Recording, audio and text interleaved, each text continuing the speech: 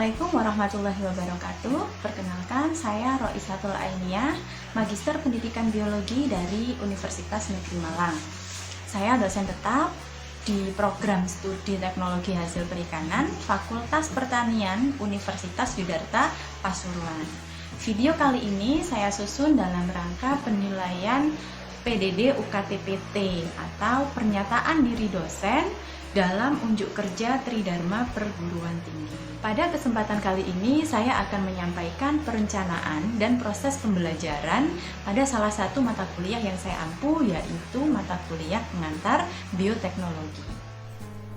Mata kuliah bioteknologi ini mempelajari tentang prinsip dasar bioteknologi, teknik-teknik yang terlibat di dalamnya, serta aplikasinya dalam kehidupan sehari-hari, ditambah dengan materi pelengkap yaitu bioetika. Setelah mengikuti mata kuliah pengantar bioteknologi, mahasiswa diharapkan mampu memahami sejarah dan perkembangan bioteknologi, memahami ruang lingkup dan konsep bioteknologi, memahami teknik-teknik dalam bioteknologi, memahami aplikasi bioteknologi di berbagai bidang, mengaplikasikan bioteknologi dalam kehidupan sehari-hari, serta memahami bioetika. Kegiatan perkuliahan kami lakukan secara daring melalui aplikasi WA Group, Zoom Meeting, dan Edmodo. WA Group lebih fokus digunakan untuk koordinasi perkuliahan, seperti membagi undangan link Zoom Meeting untuk perkuliahan tatap maya. Kemudian untuk Zoom Meeting fokus kami gunakan untuk tatap maya. Pada kegiatan tatap maya ini kami melakukan presentasi dan diskusi, baik itu presentasi oleh mahasiswa maupun saya sendiri sebagai dosen. Aplikasi yang ketiga yaitu Edmodo digunakan lebih ke administrasi kelas, pengumpulan tugas, dan juga share materi, serta berbagi informasi seputar kelas pengantar bioteknologi. Di kelas Edmodo ini juga bisa dilakukan pembagian kelompok kecil, dapat digunakan oleh kelompok mahasiswa untuk mendiskusikan tugas kelompoknya atau mengumpulkan tugas yang bersifat kelompok dan sebagainya. Di awal perkuliahan, yaitu pertemuan ke-1, saya selalu mengawali dengan kegiatan pendahuluan. Salah satunya yaitu sharing kontrak perkuliahan. Ini bentuk dari kontrak perkuliahan yang saya susun. Di dalamnya berisi identitas mata kuliah, capaian pembelajaran. Dalam satu semester ada 16 kali pertemuan, terdiri dari 14 kali perkuliahan dan 2 kali ujian, yaitu UTS dan UAS. Pertemuan saya sajikan dalam bentuk tabel. Kolom paling kiri berisi pertemuan kemudian diikuti materi. Berikutnya ada metode. Di sini metode yang saya gunakan adalah diskusi, presentasi, simulasi, dan praktikum, serta penugasan. Di kolom paling kanan berisi tugas. Ini merupakan tugas terstruktur yang harus dikumpulkan mahasiswa pada setiap pertemuan. Berikutnya adalah referensi. Salah satu referensi yang saya cantumkan di sini adalah buku ajar pengantar bioteknologi yang saya susun sendiri. Seperti ini bukunya, judulnya Pengantar Bioteknologi sama dengan mata kuliah yang saya ampu. Terdiri dari 5 bab. Kemudian diikuti dengan referensi lain dan literatur lain yang relevan.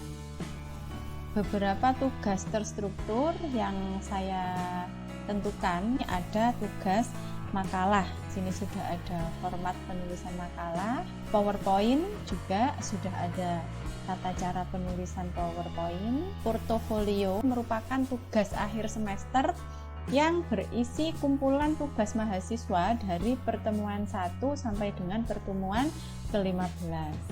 Tugas keempat adalah laporan praktikum, karena pada metode pembelajaran saya salah satu kegiatannya adalah praktikum. Dan yang terakhir adalah tugas analisis kritis artikel, di mana mahasiswa diminta untuk mencari artikel yang dipublikasikan dalam jurnal sesuai dengan topik yang sedang dibahas. Kemudian mereka menganalisis artikel tersebut berdasarkan format yang sudah saya berikan. Seperti ini format laporan praktikum. Kemudian ada juga untuk format analisis kritis artikel. Berikutnya ada kolom penilaian. Nah, komponen-komponen yang dievaluasi meliputi kehadiran 10%, tugas itu 50%, sedangkan ujian UTS dan UAS masing-masing 20%. Untuk tugas makalah dan PowerPoint, dalam penilaiannya kami menggunakan rubrik penilaian.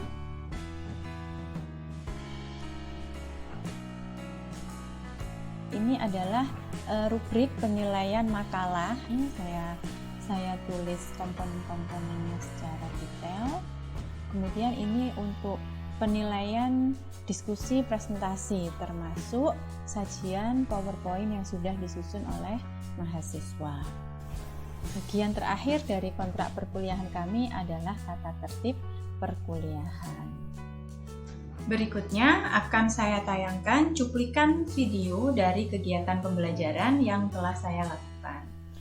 Ini adalah salah satu kelas kami di Edmodo. Ini untuk kelas pengantar bioteknologi pada semester genap tahun ajaran 2020-2021. Salah satu fungsi Edmodo ini bagi kami adalah media untuk pengumpulan tugas. Nah, contohnya seperti ini. Misalnya ini sedang penugasan analisis kritis artikel, materinya tentang bioinformatika, kemudian ada petunjuknya, dan di sini ada pengumpulan tugasnya. Nah, penugasan ini saya berikan melalui assignment. Di sini ada kelebihannya karena sudah dilengkapi dengan tanggal jatuh tempo, jadi mahasiswa harus bisa mengumpulkan tugasnya tepat waktu. Jika sudah melewati deadline, maka tidak bisa lagi mengumpulkan. Seperti itu. Kemudian di sini juga memudahkan dosen ketika melakukan penilaian. Tapi ini sudah nggak bisa diklik karena kelasnya sudah saya arsipkan. Ini juga ada cuplikan lampiran dari laporan praktikum mahasiswa berupa video. Karena kegiatan praktikum dilakukan secara mandiri di rumah, sehingga saya mengharuskan mahasiswa untuk melampirkan rekaman video. Ini membantu saya ketika mengevaluasi kegiatan yang mereka lakukan. Seperti itu. Ini salah satu video dari mahasiswa, bisa kita lihat sebentar. Assalamualaikum warahmatullahi wabarakatuh. Cara membuat tape singkong. Pertama-tama kita kupas singkongnya terlebih dahulu. Setelah singkongnya sudah dikupas, kita cuci singkongnya sampai bersih ya. Setelah itu masukkan singkong ke dalam wadah dan tunggu sampai 15 menit ya. Setelah 15 menit, kita tiriskan singkong ke dalam wadah.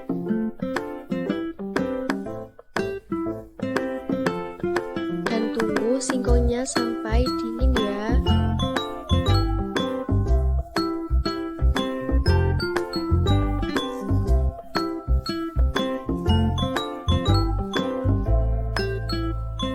Setelah singkongnya sudah dingin, kita pindahkan singkong ke dalam wadah ya.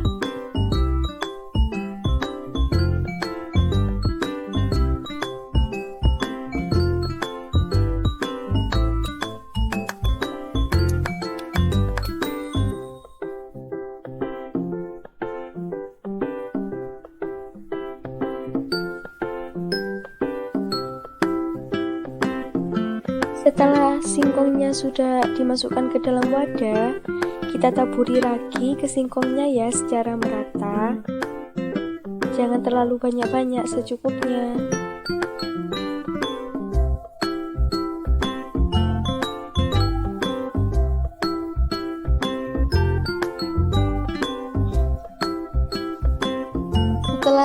ditaburkan secara merata ke singkongnya, kita ukep ya dengan daun pisang.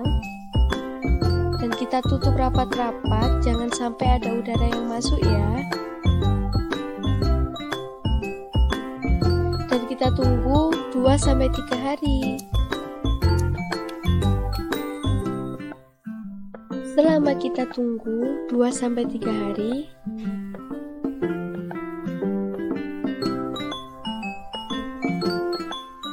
siap tiriskan ya. Selamat mencoba.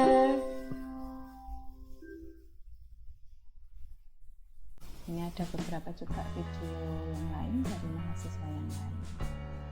Kegiatan tatap maya kami lakukan melalui aplikasi Zoom Meeting. Dalam kegiatan tatap maya, kami melakukan kegiatan presentasi dan diskusi. Berikut ini cuplikan kegiatan presentasi yang dilakukan oleh mahasiswa melalui aplikasi Zoom Meeting. Assalamualaikum warahmatullahi wabarakatuh. Waalaikumsalam warahmatullahi wabarakatuh. Kami dari kelompok 4 mau tentang teknologi reproduksi DNA. Pembahasannya yang pertama yaitu pengertian rekayasa kita, yang kedua cara untuk meningkatkan kinerja mikroba agar menghasilkan metabolit yang signifikan, dan yang ketiga aplikasi rekayasa genetika. Pengertian rekayasa genetika adalah teknik untuk menghasilkan molekul DNA yang berisi gen baru akan sebagai manipulasi organisme. Cara cloning dengan teknologi rekayasa genetika. DNA rekombinan dimasukkan ke dalam mikroba penerima untuk memperbanyak jumlah DNA. Mikroba yang sering digunakan sebagai sel inang adalah bakteri. Setelah pembelahan dan replikasi langsung dalam jumlah yang besar, maka akan menghasilkan koloni sel yang membawa DNA rekombinan. Fragmen DNA dari mikroba donor dimasukkan ke dalam plasmid untuk menghasilkan DNA rekombinan. Sekian, terima kasih. Monggo yang mau bertanya. Saya mau bertanya, Bu. Apakah rekayasa genetik tersebut memiliki dampak negatif? Saya izin menjawab ya. Kalau menurut saya, untuk dampak negatifnya itu yang seperti yang dicontohkan dari Ibu Rois tadi, yaitu kan kalau dalam rekombinasi genetik itu kan seperti persilangan. Nah, di situ kan ada ketika kita menyilangkan buah yang asam tapi besar dan dengan buah yang manis tapi kecil, itu kan nanti kita memperoleh yang pertama sesuai dengan keinginan kita. Yang kedua, itu ada yang besar tapi asam, ada yang kecil tapi asam, dan itu salah satu kekurangan negatifnya sih kalau menurut saya. Sekian, mungkin teman-teman juga ada yang menjawab. Monggo. Untuk Mbak Diva, apa sudah bisa diterima jawaban saya? Sudah. Seharusnya setiap anggota bisa semuanya presentasi gitu ya. Cuma ada 5 slide aja ya, sudah nggak apa-apa, masing-masing mahasiswa satu slide misalnya kayak gitu. Untuk kelompok yang lain berikutnya silahkan membuat PPT yang bagus gitu ya. PPT yang bagus itu yang seperti apa? Yang hanya berisi poin-poin saja, isinya tulisannya itu sedikit, jangan deskripsi uraian panjang lebar kali tinggi gitu ya. Itu yang pertama. Yang kedua, dilengkapi dengan gambar yang ada hubungannya dengan materi kalian, yang bisa membantu kalian ketika menjelaskan materi. Bisa dilengkapi dengan video. Bila perlu sebelum presentasi kalian belajar dulu dari video itu, sehingga ketika waktunya menjelaskan bisa menjelaskan dengan baik. Tugasnya adalah analisis kritis artikel. Bisa dipahami ya. Terima kasih untuk pertemuan kali ini. Wassalamualaikum warahmatullahi wabarakatuh. Waalaikumsalam. Berikutnya akan saya tayangkan cuplikan video dari kegiatan pembelajaran yang telah saya lakukan. Nah, sekarang semua bentuk barang dan jasa yang ada berhubungan dengan kehidupan kita sehari-hari hampir di semua aspek itu sudah kerasukan sama bioteknologi. Jadi sandang, pangan, sama papan. Loh, kok sandang-sandang bareng, Bu? Sandang misalnya katun. Katun itu terbuat dari kapas misalnya. Kapas yang ada sekarang itu yang ditanam para petani, itu kapasnya kapas BT, kapas tahan hama. Kemudian sandang, pangan, papan untuk tempat tinggal gitu ya.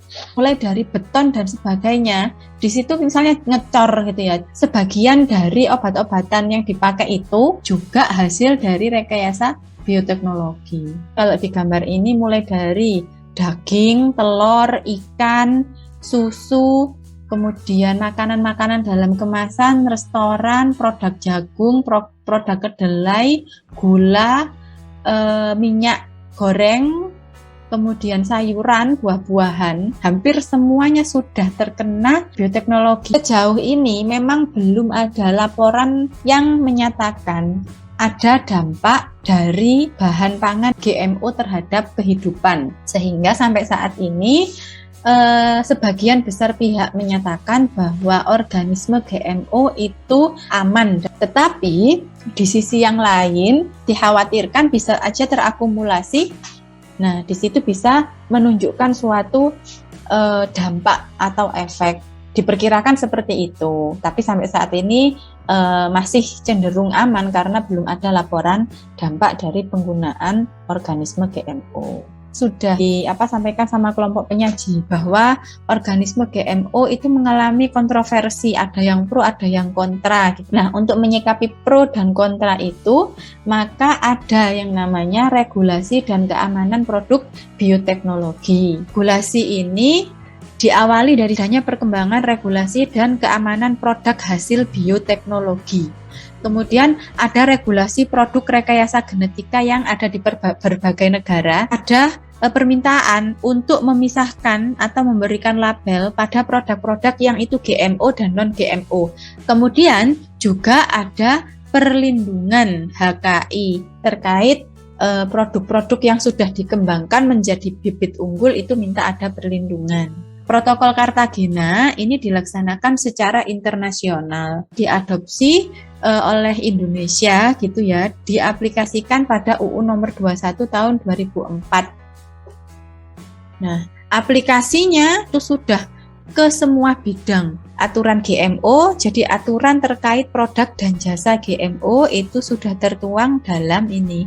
Cartagena Protokol diadopsi di Indonesia menjadi UU nomor 21 tahun 2004. Beberapa lembaga yang sekarang berwenang dalam mengelola, meregulasi produk-produk hasil GMO. Yang pertama ada USDA. Bidangnya adalah memastikan bahwa organisme hasil rekayasa itu aman untuk dibudidayakan, tidak mengganggu keseimbangan ekosistem, tidak mencemari lingkungan, dan seterusnya. Kemudian ada EPA, tugasnya memastikan keamanan produk bagi lingkungan. Ada FDA, memastikan keamanan produk untuk dikonsumsi. Dan regulasi produk itu ada dua hal yang menjadi perhatian utama, yaitu pada keamanan pangannya sama kelestarian alamnya. Jadi ke food safety sama bio safety-nya. Terkait pelabelan, di beberapa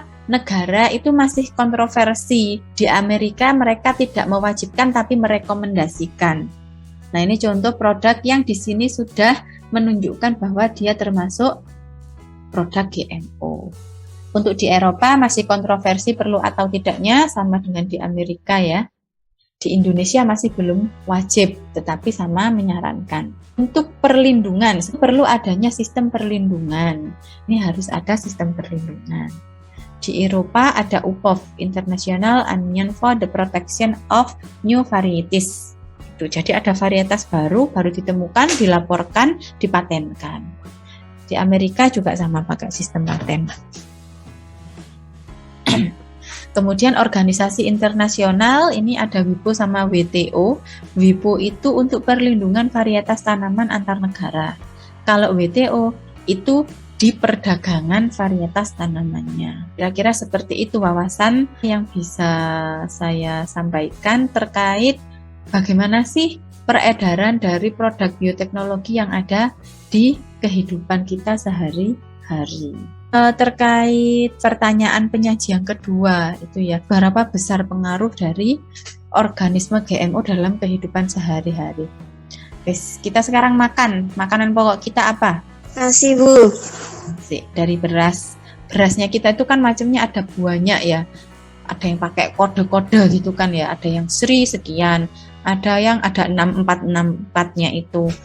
Pokoknya setiap varietas itu di situ ada kode-kodenya. Nah, itu menandakan bahwa di situ benih dari jenis padi-padi itu sudah mengalami proses yang namanya rekayasa. Kita beralih ke lauknya. Makanya kan 4 sehat 5 sempurna ya orang Indonesia ya. Ada ayam boiler dibudidayakan, pabrik. Nah, dari mana benihnya? Bagaimana kok ayam itu yang secara normal itu umur baru bisa besar itu umur 5 bulan, 6 bulan. Tapi ayam boiler itu 1 bulan sudah bisa besar, sudah bisa dipanen. Karena di situ ada proses rekayasa. Jadi di situ genetiknya sudah dirubah sedemikian rupa, faktor genetik yang berperan dalam proses pertumbuhan itu yang direkayasa sehingga ayam itu bisa pertumbuhannya jauh lebih cepat. Yang pertama, yang kedua juga dari faktor pakannya juga. Di dalam pakannya itu juga sudah ada rekayasa. Di situ ditambahkan hormon, ditambahkan enzim, ditambahkan berbagai macam faktor yang memicu pertumbuhan ayamnya itu agar lebih cepat. Kemudian buah-buahan, ada semangka tanpa biji tadi ya. Ada durian tanpa biji, ada durian tanpa biji. Atau durian tanpa duri. Ada nggak? Belum ada ya? Belum pernah. Ya, belum ada. Kalau ada pasti enak. Buah yang terakhir susu. Susunya diproduksi oleh sapi Herman. Nah, sapi Herman itu sapi hasil rekayasa genetik. Jadi, kan air susunya itu, air susu sapinya itu identik seperti ASI, air susu ibu. Sapi Herman itu dimodifikasi sedemikian rupa agar mampu memproduksi ASI sebagai bahan baku susu formulanya bayi. Yang mau bertanya silahkan. Kalian lari-lari pakai jam tangan. Jam tangannya itu bisa mengukur tekanan darah, bisa mengukur detak jantung, bisa menghitung jumlah langkahnya kalian. Nah, alat itu yang kalian pakai jam itu sudah kombinasi dari bioteknologi sama teknologi komputasi bioinformatika itu. Videonya bisa dilihat. Bisa, Bu. GM insulin are widely accepted. The debate heats up when it comes to food and agriculture. GMOs could be our most powerful weapon to save our biosphere. Apa kesimpulannya dari video itu? Baik, silahkan jika ada pertanyaan lagi. Langsung aja mengumpulkan tugasnya di Edmodo ya. Iya, Bu. Untuk GMO ini kan kita sekarang pertemuan ke-6. Silahkan yang lain yang tugasnya belum lengkap segera dilengkapi karena sebentar lagi sudah UTS. Jelas ya? Jelas, Bu. Untuk jadwal UTS nanti tetap sama dengan jadwal kuliahnya kita ini. Medianya nanti kita pakai LMS-nya Yudarta. Iya. Evaluasi perkuliahan kami lakukan melalui ujian tengah semester dan ujian akhir semester. Ujian dilaksanakan secara daring melalui LMS. Kami memiliki 2 versi. Untuk yang lama, kami pakai aplikasi Gnomium. Itu merupakan aplikasi gratis. Yang terbaru, kami menggunakan LMS, e-learning-nya Yudarta sendiri. Berikut ini bentuk dari ujian daring yang kami lakukan. Ini menggunakan Gnomium pada mata kuliah pengantar bioteknologi. Ini pada semester genap 2020 tahun kemarin. Untuk kegiatan UTS-nya seperti ini. Karena ujiannya sudah selesai, kita langsung lihat hasilnya. Jadi dimulainya 15 April jam 10, ditutupnya jam 12, sehingga nanti waktu habis otomatis sistemnya akan menutup ujian dan hasilnya tersimpan secara otomatis. Ada 7 mahasiswa pada kelas kami, pada kelas saya. Ini hasil dari ujian tengah semester yang sudah dilakukan oleh mahasiswa. Di sini mendukung koreksi secara langsung, jadi nanti nilai-nilainya langsung bisa ditampilkan seperti ini. Kemudian nanti bisa diunduh rekapannya. Demikian kegiatan pembelajaran saya pada mata kuliah pengantar bioteknologi. Sebagai informasi tambahan, di prodi kami, Prodi Teknologi Hasil Perikanan, sudah mulai mengimplementasikan kurikulum MBKM pada mahasiswa angkatan 2020 dan 2021. Kami juga melaksanakan beberapa kegiatan MBKM, salah satunya adalah mahasiswa mengikuti kegiatan studi independen bersertifikat di sekolah ekspor. Ada 3 mahasiswa kami yang lolos dan mengikuti sekolah ekspor selama 1 semester. Di sini saya berperan sebagai dosen pembimbing dan saya juga berkesempatan mengikuti Train of Trainer atau TOT dosen pada sekolah ekspor. Demikian informasi yang dapat saya sampaikan terkait kegiatan pembelajaran di kelas saya. Terima kasih atas perhatiannya. Wassalamualaikum warahmatullahi wabarakatuh.